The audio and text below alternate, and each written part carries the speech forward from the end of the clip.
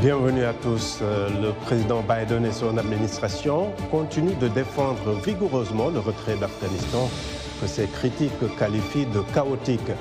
Pendant ce temps, son gigantesque plan de réforme sociale est menacé. L'administration Biden se prépare à engager un bras de fer au Congrès pour faire adopter son plan de 3 500 milliards de dollars qui prévoit d'importants investissements dans des programmes sociaux. Cette semaine, les démocrates ont présenté un projet de réforme fiscale pour lever 3 000 milliards, ce qui devrait permettre de financer une bonne partie du programme social grâce à une hausse des impôts pour les Américains les plus riches et les entreprises. Mais avec une très courte majorité au Congrès, le camp démocrate devra compter sur des modérés comme Joe Manchin, qui juge le programme trop cher. Avec un retrait d'Afghanistan difficile et une bataille budgétaire qu'ils ne sont pas encore sûrs de remporter, dans quelle passe se trouvent Joe Biden et les démocrates à un peu plus d'un an des élections de mi-mandat? Nos analystes tenteront d'y répondre.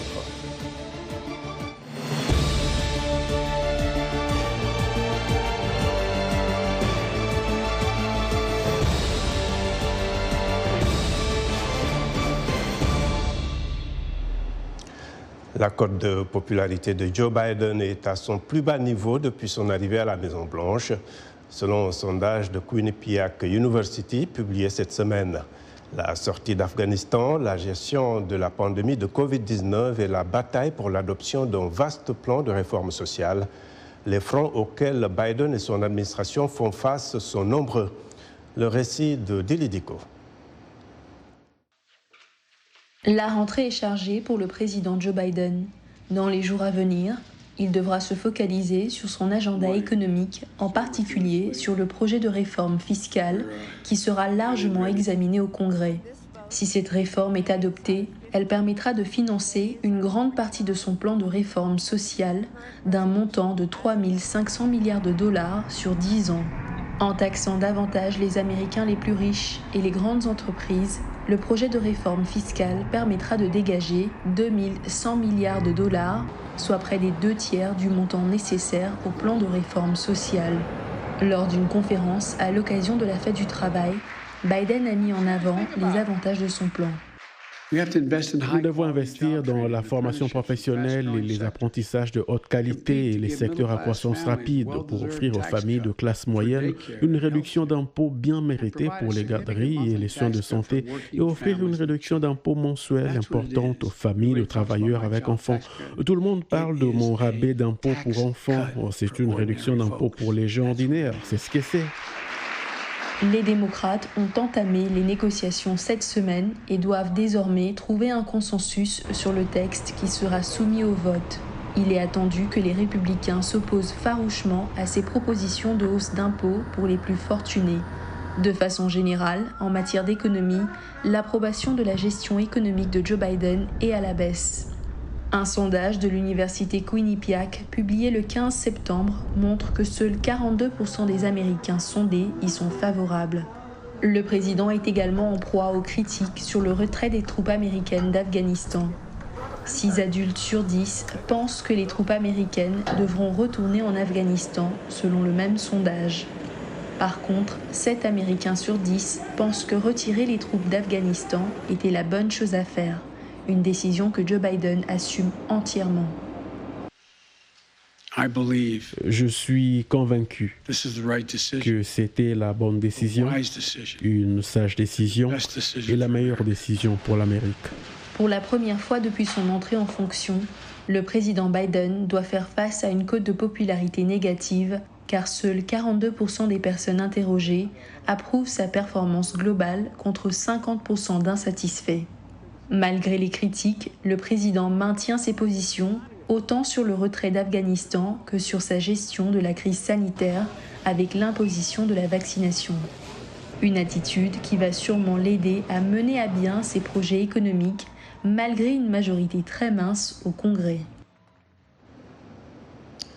Voilà, merci beaucoup Dili. Et nos invités pour le débat, ici à Washington, Marilyn Sifocle, professeure à Howard University, toujours dans la capitale fédérale américaine, René Lec, analyste politique et consultant, Et à Annapolis, dans le Maryland, Jean-François Seznec, politologue et économiste à Atlantic Council. Merci à tous. Alors, je démarre avec vous, Marilyn. Après le tollé sur la manière dont les soldats américains ont quitté l'Afghanistan, Biden et son administration cherchent un peu à changer de sujet, n'est-ce pas, pour se focaliser sur la réforme sociale. Mais ce week-end, le sénateur démocrate Joe Manchin a tiré, si on peut le dire ainsi, une salve d'avertissement en disant qu'il n'allait pas voter pour cette enveloppe qu'il juge trop chère. Biden est-il dans une mauvaise passe? Il n'est pas tout à fait dans une mauvaise passe. On pourrait dire que il y a eu d'abord cette élection, du moins cette confirmation d'élection du gouverneur de la Californie, Gavin Newsom, et ça c'est déjà ça présage peut-être de bons résultats, peut-être de mi-mandat. Donc il n'est pas tout à fait en mauvaise posture, bien qu'il ne faille pas non plus étendre à tout le pays, au pays entier, les résultats de la Californie. Donc, une mauvaise passe, je dirais que oui et non. Oui, parce que, en fait, le président aimerait de toute façon avoir le soutien de Joe Manchin. Toutefois, on ne peut pas dire qu'il est dans une mauvaise passe malgré la débâcle de l'Afghanistan. D'accord. Alors, René, vous êtes le spécialiste de la communication dans ce panel.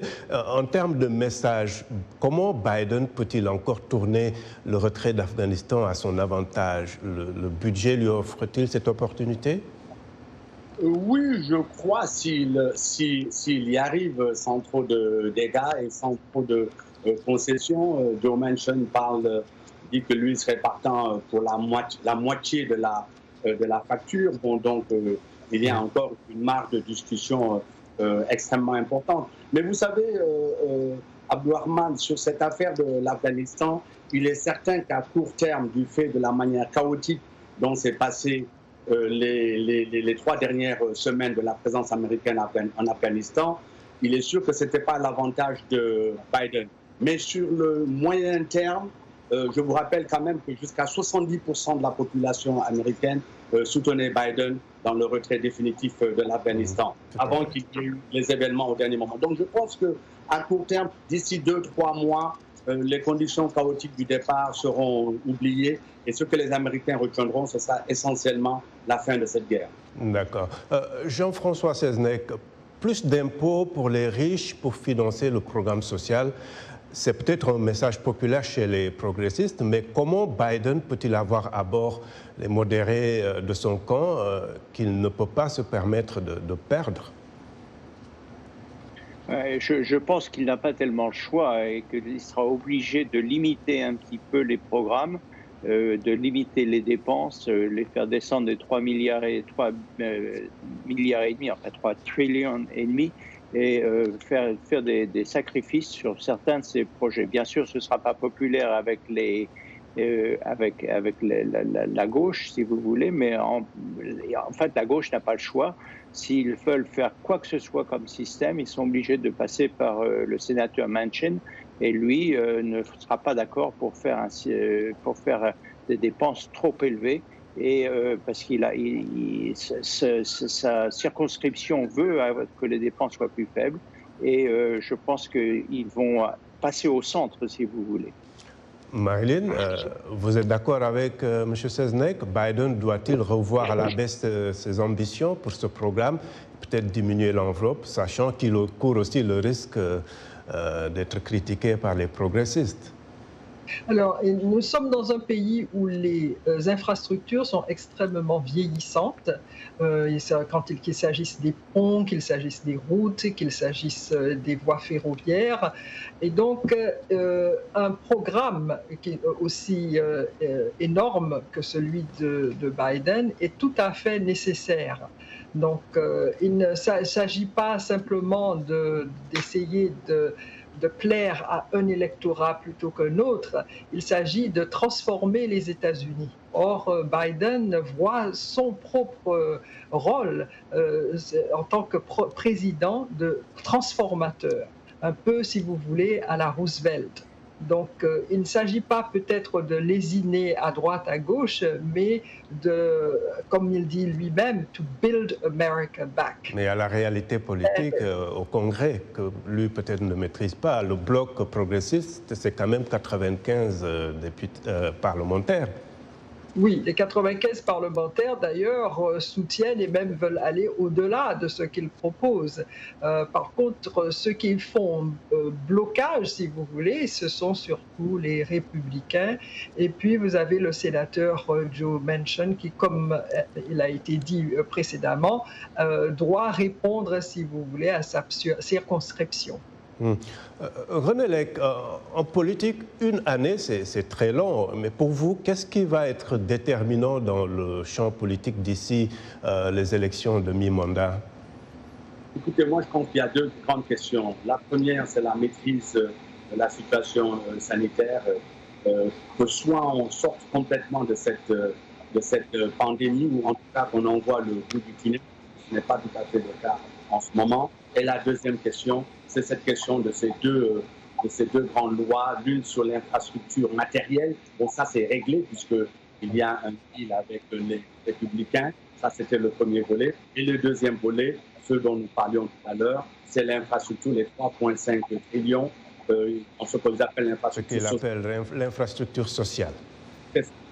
Donc, je crois que c'est la capacité à donner de l'espoir aux Américains, à sortir de ces deux situations, l'une la pandémie, l'autre la question économique et la relance économique.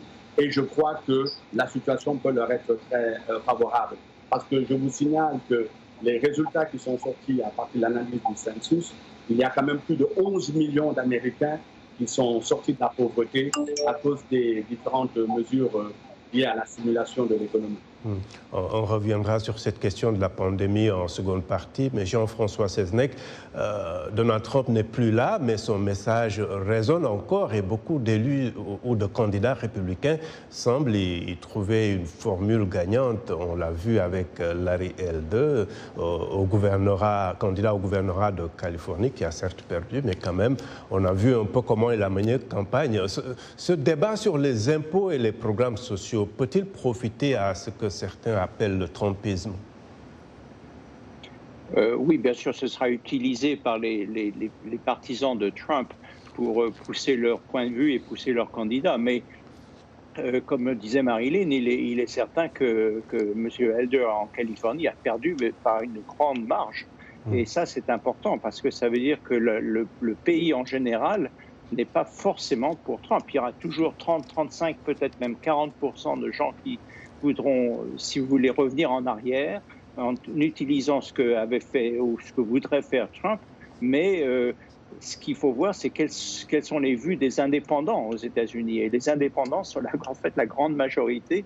Et c'est eux qu'il faut convaincre. Et c'est pour ça que je pense que le programme va se remettre vers le centre. Et même si c'est aux dépens, si vous voulez, des progressistes. D'accord.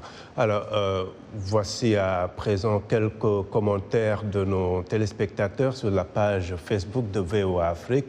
Alphonse Mbouaki à Kinshasa nous dit « Les détracteurs de Joe Biden, surtout républicains, ont politisé le retrait d'Afghanistan alors que la population américaine était majoritairement en faveur du retrait ».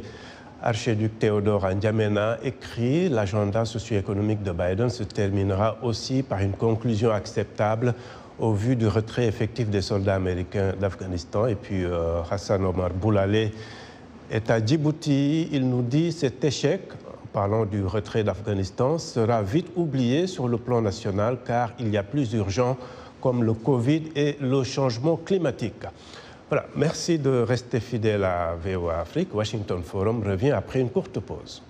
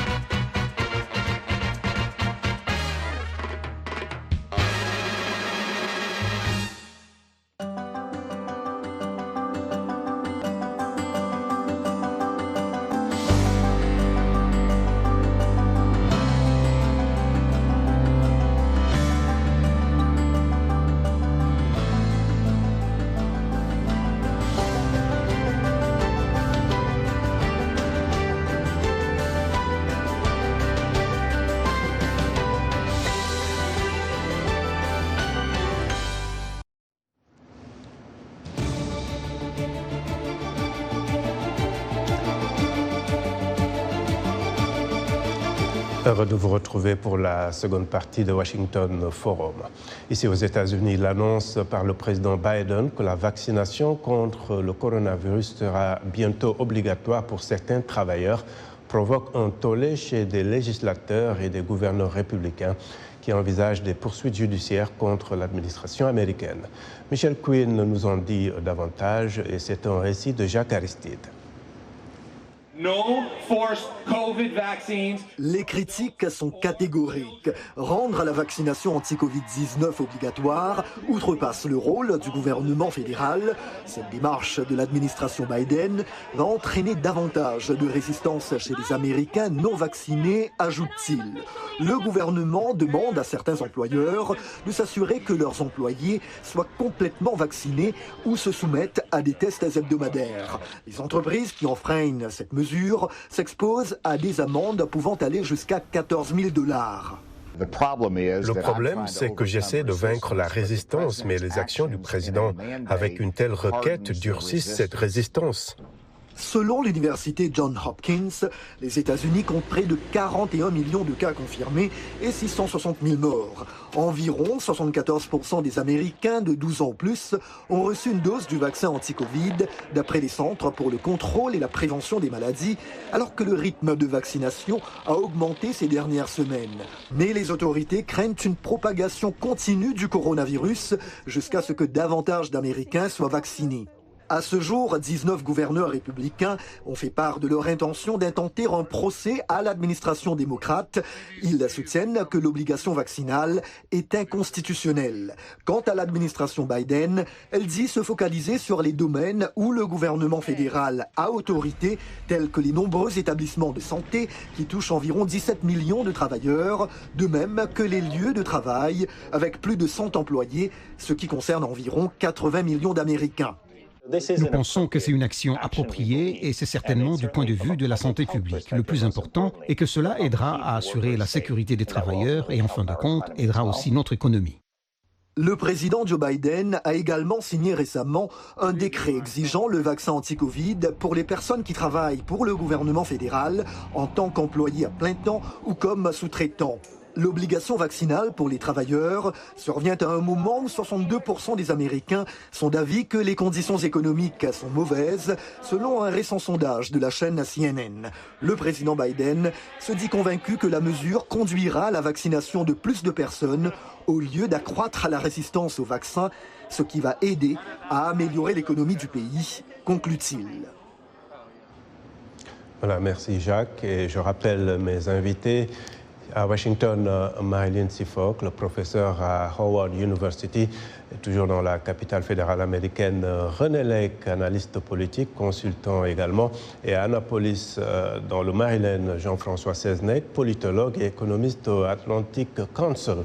Alors, Marilyn Seafolk, dans le dernier sondage de Quinnipiac, 49% d'Américains n'apprécie pas la gestion du Covid par l'administration Biden, ce qui est très loin des chiffres très favorables d'il y a encore quelques mois. Comment est-ce que vous l'expliquez ? Alors, il y a évidemment des réticences. Ces réticences viennent surtout d'États qui sont en majorité républicains. Donc, il s'agit avant tout de convaincre les Américains, qui sont encore réticents, de se faire vacciner. Ce n'est pas chose facile parce que la vaccination elle-même est devenue très politisée. Donc, mais les chiffres parlent d'eux-mêmes. On voit nettement que les Américains qui se font, dans les États où les Américains se font vacciner, il y a peu de cas de mortalité, il y a moins de cas de mortalité que dans les États où les gens ne se font pas vacciner. Donc peu à peu, plus les gens seront confrontés aux chiffres et à leur propre situation, et plus ils seront amenés à se faire vacciner, à mon avis. Donc, je pense que là, il s'agit si le gouvernement n'est pas populaire dans ce domaine-là, il le sera peut-être à l'avenir parce qu'il s'agit avant tout de la santé de tout un chacun. Alors, René, la pandémie persiste malgré les efforts de vaccination depuis l'arrivée de Joe Biden. A-t-il raison, toutefois, de pousser pour une vaccination obligatoire chez les employés fédéraux et les grandes entreprises, selon vous? Oui, écoutez, il n'a pas tellement le choix si on se réfère à ce que disent les spécialistes, notamment les responsables de santé publique dans les différentes agences américaines. Et aujourd'hui, le slogan, c'est quoi? C'est de présenter la pandémie comme la pandémie des gens qui ne sont pas vaccinés. Et effectivement, quand on n'est pas vacciné, on a 11 fois plus de chances de mourir du virus que si on l'était. Donc, les arguments scientifiques en faveur du vaccin sont évidents. Maintenant, les réticences, il y en a beaucoup qui sont d'ordre idéologique, d'autres politiques.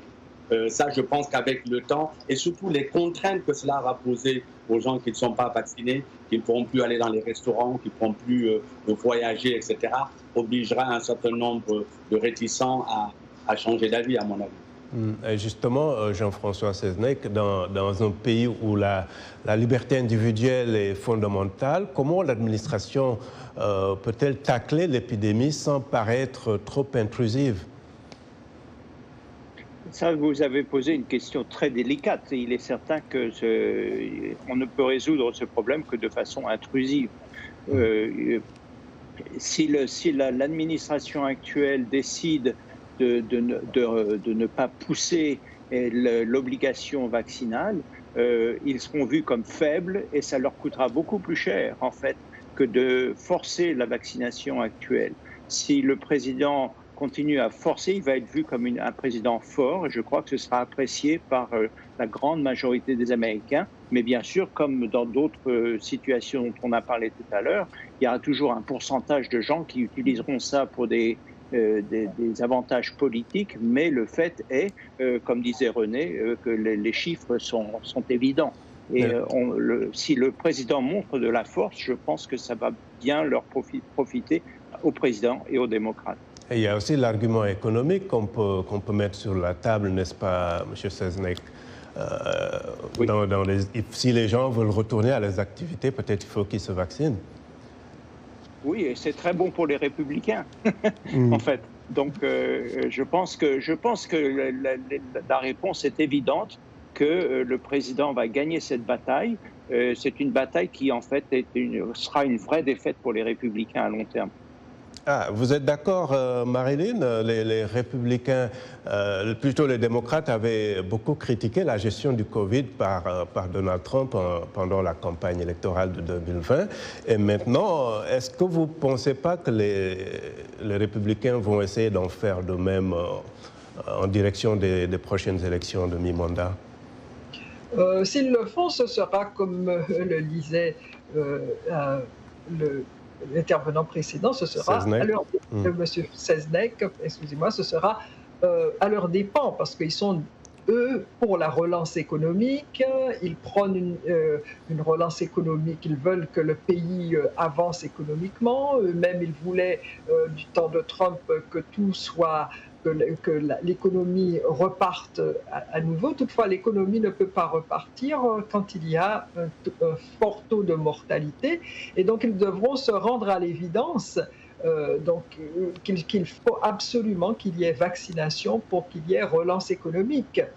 Les démocrates, oui, ils critiquaient Trump, mais c'est parce que justement, Trump n'insistait pas suffisamment sur le port du masque, il n'insistait pas suffisamment sur la vaccination, et justement, cela a conduit à l'épidémie que nous connaissons en ce moment, c'est-à-dire ça a conduit à une certaine explosion à un moment donné, que maintenant, il faut absolument endiguer.